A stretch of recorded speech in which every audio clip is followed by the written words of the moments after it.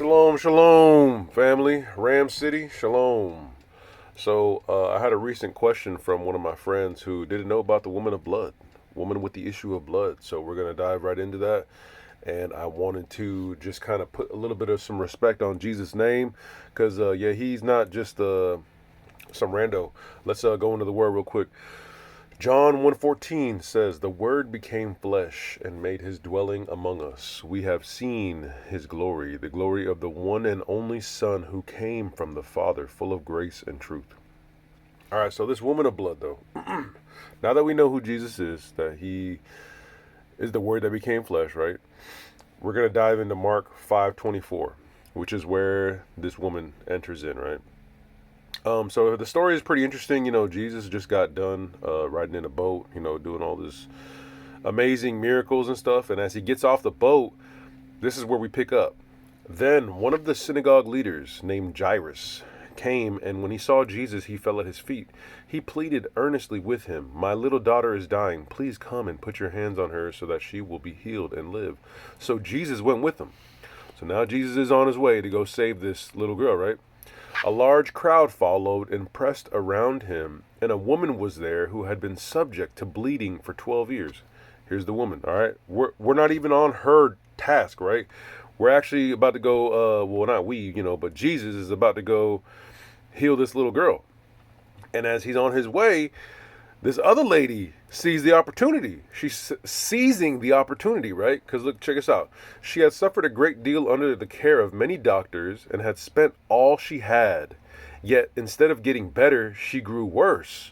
When she heard about Jesus, she came up behind him in the crowd and touched his cloak because she thought, "If I just touch his clothes, I will be healed." Immediately, her bleeding stopped, and she felt in her body that she was freed from her suffering. At once, Jesus realized that power had gone out from him. He turned around in the crowd and asked, "Who touched my clothes?" His homies responded, "You see the people crowding against you," his disciples answered, "and yet you can ask, 'Who touched me?'" But Jesus kept looking around to see who had done it. Then the woman, knowing what had happened to her, came and fell at his feet and, trembling with fear, told him the whole truth. He said to her, "Daughter, your faith has healed you. Go in peace and be freed from your suffering." While Jesus was still speaking, some people came from the house of Jairus, the synagogue leader. "Your daughter is dead," they said. "Why bother the teacher anymore?" So check it out. Can you believe it? Like, this man, he wants to get his daughter healed, and he knows that Jesus is who he says he is, and he's actually a leader in the temple. See, the Jews didn't believe these things that Jesus was doing. They didn't believe that he was the Messiah, that he was the Word that was made into flesh. Because, they hadn't received the Word then, they didn't receive the Word, period. And I don't mean that in a bad sense. I just mean as in, like, they did not believe that the Messiah could come and that he would be just a very humble man. They thought that he was going to take the kingdom back by force. But I just wanted to reiterate that, when Jesus said, "Who touched me?" it wasn't because he didn't know who touched him, but it was because he wanted to show the crowd that it was by the woman's faith that she was healed. And why is this story important? So I need you guys to realize what had just happened. Like, this woman had been bleeding. Like, bleeding is not like a very small thing, especially in the Bible. When you bleed, period, even as just a woman on her period, there is these Leviticus, or the law giving of what you need to do in order to still please God, because God has a very specific routine that he needs everybody to follow so that they can be clean. And so let's go into the book of Leviticus. So, all right, this is for the men and for the women, okay? Because I'm going to start in verse 18, but I just want you guys to understand. I'm about to get to the point where the woman bleeds, but I want you to hear about what God says about sex, okay? I know it kind of sounds off topic, but this is in the book of Leviticus right before we start talking about blood. So Leviticus 15:18. When a man has sexual relations with a woman,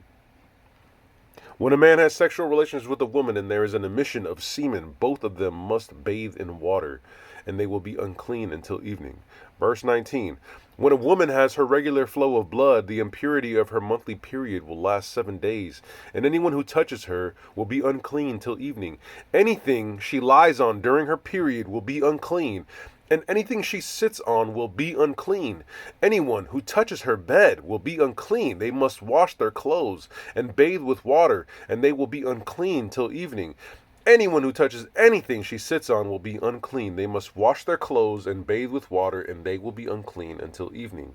Whether it is the bed or anything she was sitting on, when anyone touches it, they will be unclean till evening. If a man has sexual relations with her and her monthly flow touches him, he will be unclean for 7 days. Any bed he lies on will be unclean. Check this part out. This is the part that I wanted to get to, but I just want you to understand how serious it was even when she bled during her period. Verse 25, when a woman has a discharge of blood for many days at a time other than her monthly period, or has a discharge that continues beyond her period, she will be unclean as long as she has the discharge, just as in the days of her period. Any bed she lies on while her discharge continues will be unclean, as is her bed during her monthly period, and anything she sits on will be unclean, as during her period. Anyone who touches them will be unclean. They must wash their clothes and bathe with water, and they will be unclean until evening. And it says exactly the same thing. When she is cleansed from her discharge, she must count off 7 days, and after that she will be ceremonially unclean. On the 8th day she must take 2 doves and two young pigeons and bring them to the priest at the entrance to the tent of meeting. The priest is to sacrifice one for the sin offering and the other for the burnt offering. In this way he will make atonement for her before the Lord for the uncleanliness of her discharge. Verse 31. You must keep the Israelites separate from things that make them unclean, so that they will not die in their uncleanness for defiling my dwelling place, which is among them. These are the regulations for a man with a discharge, for anyone made unclean by an emission of semen, for a woman in her monthly period, for a man or a woman with a discharge, and for a man who has sexual relations with a woman who is ceremonially unclean. What is your point? What's my point? My point is that this was a very big deal, that this woman was about to QB sneak. She was about to just take it by force. That's what she wanted to do. She wanted to take this healing by force, and that should really just be mind-boggling that she knows who this is, and she believes it. She believes it, and that she's going to sneak it away. She's like, man, if I just touch him, hopefully he won't find out and I'll just be clean. But the thing is that she had faith that if I could only touch some of the versions say the hem of his garment, I will be healed.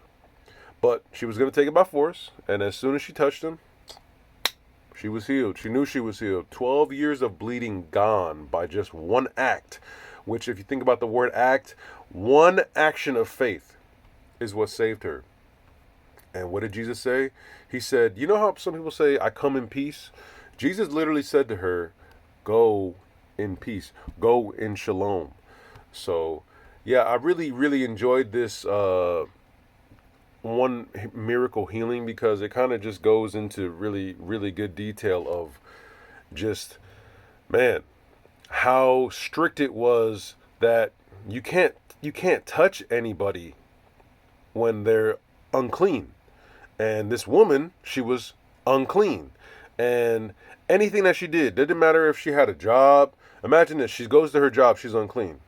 She's like, she's trying to have a relationship with a man, and she's unclean. She's making him unclean. Is he gonna so it's like not just a very small problem. It's actually an incredibly big problem, especially if you're Jewish.